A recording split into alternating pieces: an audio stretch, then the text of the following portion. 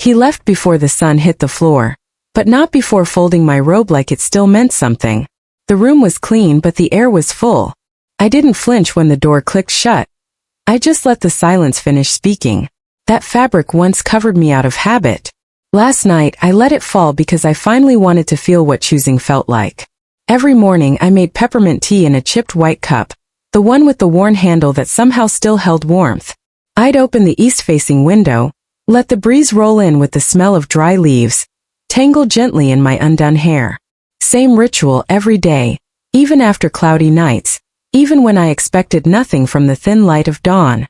I always bathed before 7, slipped into a charcoal gray robe, sat at the edge of the bed, drying my hair while the kettle hummed. It wasn't habit. It was a way of reminding myself I was still here, still moving through the motions of someone who hadn't yet disappeared. I wore that robe each morning as if I were borrowing my body for just a few hours, only to return it to silence by nightfall. It wasn't beautiful or flattering or particularly soft, but it was clean, familiar, and didn't ask me to be anyone I wasn't. At this age, maybe the most we long for isn't a pair of arms, but a fabric thick enough not to be seen through, and thin enough to feel something under it. That morning I didn't put music on. I let the sounds fill the house naturally, the trickle of water, the steady tick from the kitchen clock, the faint rustle of tree limbs brushing the eaves. I was toweling the last strands of my hair when the knock came. 3 times. Light. Timed almost perfectly with the moment sunlight touched the window pane. I thought it was the postman, or someone from the utilities company. But when I glanced through the small window near the door, I saw him, the young man I'd glimpsed a few times over the fence, standing there without a hat, empty-handed, hair damp from morning dew, a faded blue shirt wrinkled. His eyes met mine, not evasive but not assertive either. I opened the door just enough. Not too much to be careless. Not too little to be guarded. "Sorry," he said gently. "I'm Margaret's nephew across the street. My car lock's jammed. Could I borrow your phone for a moment?" I nodded faster than I usually would. He stepped inside. His eyes stayed at forehead level, never dropped. Still, I found myself tugging the robe's tie a little tighter, though it hadn't come loose. I handed him the phone. He made the call quickly, quietly, and waited. I didn't offer a seat. He didn't ask. But there was something between us, hovering, like the residual warmth of bath steam refusing to fade. It didn't touch us, but it filled the room all the same. I poured more hot water into my cup, not to be polite, but to have a reason to stay standing a little longer. When he returned the phone, his hand brushed the wooden table near mine. Not on purpose, not close enough to be contact, but I straightened my back just slightly, tilted just slightly away, and somewhere inside, something flickered like a note half played. He thanked me, nodded, and left. I stood there another minute. Not because I was shaken, not because I was stirred, but because there had been something in his eyes as he turned, barely there, just enough for me to realize. It had been a long time since anyone looked at me like I was still something worth looking at. I let him in, not out of manners, but because something inside me had already risen, before my hand ever reached the doorknob. I didn't take off the robe right away. I sat in the chair by the window, the towel still draped across my shoulder. I looked at my reflection in the faint glass, not to examine, but to see what was left of me after that glance. Still me, still the robe, but for the first time it felt heavier than cloth. It carried a question, and I wasn't quite ready to answer it. After that morning, the knock became less surprising. Alex came back 3 times in 1 week, first with a thank you note folded like a schoolboy's apology, then to return a novel I hadn't noticed missing, and once more with a toolbox and a question about a dripping tap I hadn't complained about. He always stood in the same spot, just inside the doorway, never too far, never too familiar. And I started changing before the knock, pulling the robe tighter, switching it for a soft cardigan when I sensed his steps from the gravel outside. I told myself it was about comfort, but I never dressed like that when I was alone. The window stayed open, even when the wind picked up, even when I wasn't looking out. And still, I found myself waiting for the flicker of movement at the edge of my sight, the kind that made the tea in my cup go cold before I remembered to sip. Sometimes he brought little offerings, a tangerine, a book of poetry with pages dog-eared in silence. He'd say, "I thought you might like this." And I'd nod, as if receiving something more intimate than a fruit or verse. Something unspoken. Something seen. He asked once, "Do you like the quiet?" I said, "I used to." What changed? I think I stopped hearing it as peace, and started hearing it as absence. He didn't answer. Just looked down at the spoon he'd been stirring too long in an empty cup. Each time he left, I returned the cardigan to its hanger. Not folded. Not rushed. Just slow enough to feel it fall out of shape. That week I dreamt of hallways. Endless ones, all soft-lit and unfamiliar, with me barefoot in the old robe, opening doors that always led to windows. I never saw a face, but someone was always behind me, never close, never gone. I didn't fear Alex. I feared the person I became after he walked away, the pause I held in my chest, the ache that had no name but returned like muscle memory. Not a wanting, not a plan, just the ache of having been noticed too gently to forget. One evening I stood in the hallway mirror and caught a glimpse of myself. Still wrapped in the same robe, hair damp, face unreadable. But there was a curve at the corner of my mouth I didn't recognize. Not a smile. Just the memory of one trying to return. And that night when the rain started I heard steps again, softer this time, like someone walking with doubt in their heels. I didn't move to the door. Not yet. I only reached for the light above the stove, the one that glowed just enough to be seen through the glass. If he was there, he'd know I hadn't gone to sleep. And maybe that was enough for now. The rain had been falling since late afternoon, soft at first, then steady, like something trying to wear the world down with persistence. The lights flickered around 7. By 7:30, the house had surrendered to the dark. I didn't panic. I didn't even light the candles right away. I stood for a moment in the hallway, letting the silence settle, my hair still damp from the shower, the old robe clinging loosely, warmer than it looked. The robe again. The same tarot-colored one I always wore on mornings I didn't expect anyone. This time it wasn't morning. And I had expected no one. The knock came just after 8. 3 soft taps. No urgency, just presence. When I opened the door, he was already soaked through. The collar of his jacket collapsed from the weight of water. He held up a flashlight like an offering. "I figured you might need this," he said. I didn't reach for it. I stepped back instead. Wordless. A space made for him to enter. We sat on the long bench in the kitchen, near the cold teapot, the soft flicker of a single candle between us. The light caught on the curve of the robe's shoulder, turned the fabric into something almost delicate. He glanced at it once but didn't name it. "You okay?" he asked softly. "I've been okay," I replied. "For far too long." I looked at him, the candlelight stretching shadows across his face. Sometimes okay feels like a slower kind of disappearing. He didn't fill the silence after that. He just stayed there. His elbow near mine. Breath slower than usual. His fingers grazed the hem of my sleeve. Not reaching, not gripping, just noticing. Like someone reading a line in a book they almost skipped. I didn't pull away. That small stillness became a choice. He leaned forward, not fast, not hesitant either.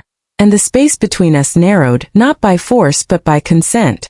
His face near my neck.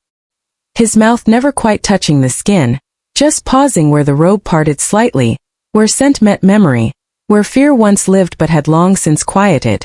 I closed my eyes. Not from shyness. From relief. I didn't need to explain what this was, or why I hadn't told anyone. I still felt like a woman inside a house made only for solitude. There was no declaration. No request. Just one shared breath, held then released, as though we'd stepped off some edge, not to fall, but to land softly into something unnamed. And in that moment I didn't feel ashamed. I felt present. Not younger. Just allowed.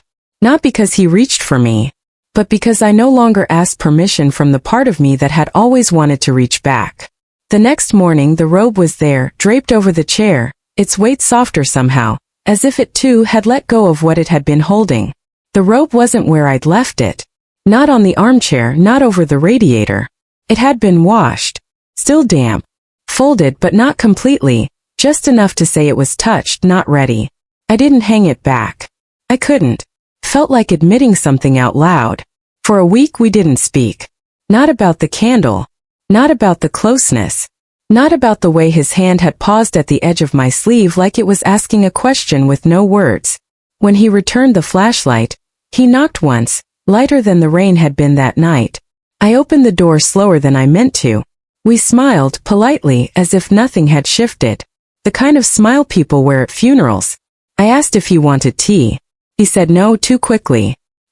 He stood at the threshold like a guest who knew he'd stayed too long once and wasn't sure if he was still welcome. I didn't move to reassure him, not because I was angry, but because I didn't trust my own voice to sound unchanged. That day, I cleaned the house from corner to corner.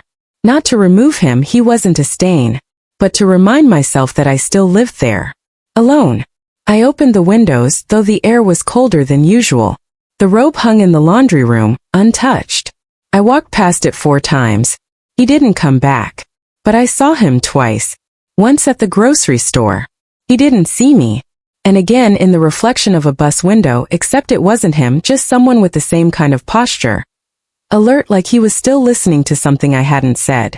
I started reading again, but only half a page at a time. Sometimes I reread the same sentence 3 times. Not for meaning, but to hear how it landed. He'd once told me he liked poems with unanswered questions. I found one of those books at the library. His name scribbled faintly in the back. I checked it out, brought it home, but every time I opened it the pages felt too loud. I closed it again. Silence filled the house differently now. Before it had been spacious, chosen. Now it leaned too close, curious. Watching. I started wearing the cardigan again. Not the robe. Not yet. But I noticed how I folded it every morning. Not flat. Not smooth. Almost as if I was waiting for it to crease in the same places by itself. That week, I dreamed of hanging the robe on the wall. Not as clothing, but as an artifact of something survived or perhaps something unfinished. That morning I opened the window, made my tea and left it untouched. The steam rose and faded. I stood behind the glass and watched the street. Not for him, but not entirely not. Alex returned on a Sunday. Not by chance. Not by need. Just him standing at my door with a paper box in both hands, as if he was afraid to come empty, but more afraid to stay full. No robe. I wasn't wearing it. Just a beige sweater, thin, clean, no armor to it. It didn't cling or cover. Simply was. The kind of fabric that doesn't ask to be noticed, yet makes its absence impossible. He looked at me the way someone looks at a picture they think they've seen before, trying to place what's changed. No robe today? He asked, not smiling, not testing. Just asking. I think I've worn it long enough. He nodded. Once. Almost relieved, as if the air had shifted just slightly, and it finally let both of us breathe. He handed me the box. Lemon poppy seed, still faintly warm. I knew the scent before I opened it. A little sharp, a little sweet. Like something you don't expect to miss until it's gone. Didn't know if you'd answer, he said. I didn't either. We sat in silence by the window, same seats, same worn edges on the cushions, but a different silence. It wasn't avoiding anything. It was holding. This time the robe wasn't folded on the chair. Wasn't on the hook. Wasn't in the room at all. And somehow that said more than if I'd spoken his name aloud. He glanced around, then back at me. Everything looks the same. I think only I do. He tilted his head, not quite agreeing. I waited for more. A question. A reach. But none came. Instead, he placed the pastry on the table like it mattered. Like he wanted it to be remembered. I'm leaving, he said softly. Work. Out west. I didn't flinch. When? Day after tomorrow. But I'll be back. I looked at him, then really looked, and for once didn't see age or lack or wrong timing. Just another person trying to be seen and not forgiven. I don't think you're meant to stay, I said. But I think you're meant to remind me I still exist. We didn't hold hands. We didn't cry. We didn't call it anything. But something inside me, maybe the part that used to fold my grief like laundry, began to unfold quietly like breath after too many years underwater. When he stood to leave, he didn't look back. I didn't follow. But I stayed at the door long after it closed, hand resting on the frame like I was still holding something. And for the first time in years, I wasn't afraid of what came next. I had taken the robe off. And the world hadn't ended. It had just begun. That morning I left the house without the coat. No wool. No layers. Just a thin beige sweater and a scarf barely tied. More for the idea of warmth than for the function of it.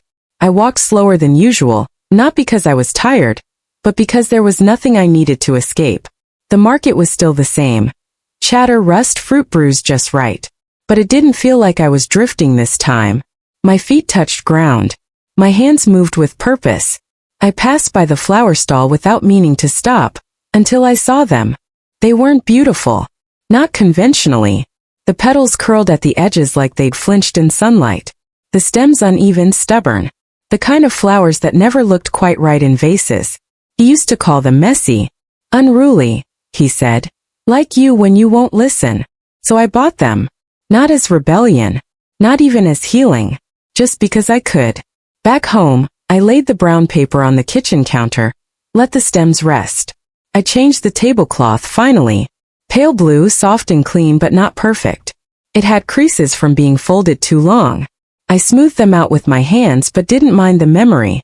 I opened the window. Let in wind that hadn't asked permission. Sprayed the room with a new scent. Something sharp. Citrus and pepper. A smell that said, I'm here. And then I did something I hadn't done in nearly a decade. I opened the door to the art room. It resisted me at first.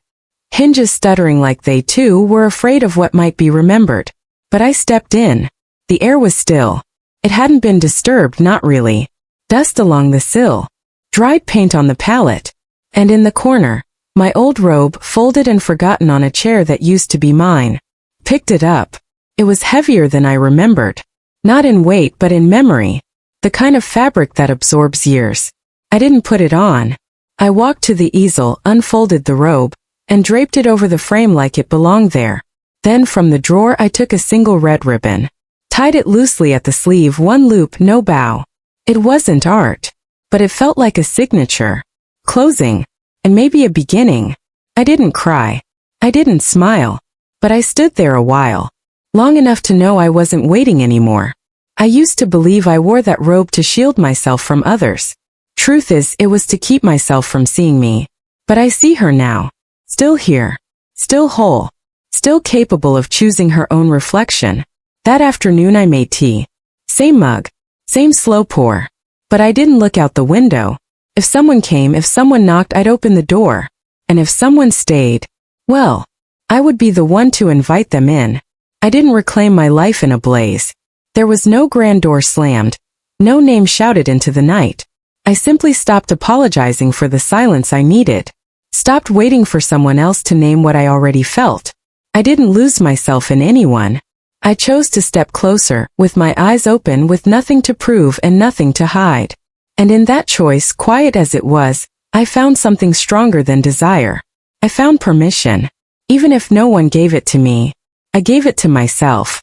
I used to be the woman who flinched at kindness, who folded her needs into napkins and pressed them beneath the weight of dinner plates and duty.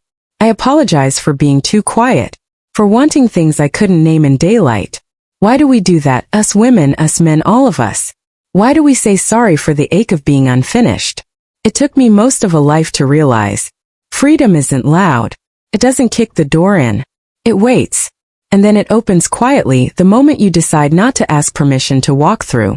If any part of this story made you pause, if something in it reminded you of a door you never opened, or a voice you silenced long ago, then maybe leave a sign you were here. A like. A word. A quiet nod in the dark. Not for me. For you. And who knows? Maybe someone else somewhere is waiting to feel a little less alone. I still keep the robe. Not to wear. Just to remember that I don't need it anymore. Some nights I think of him. Not in longing, just in recognition. We never spoke again. But once, just once, I saw him across the street. He didn't wave. But he didn't look away either. Maybe that was enough.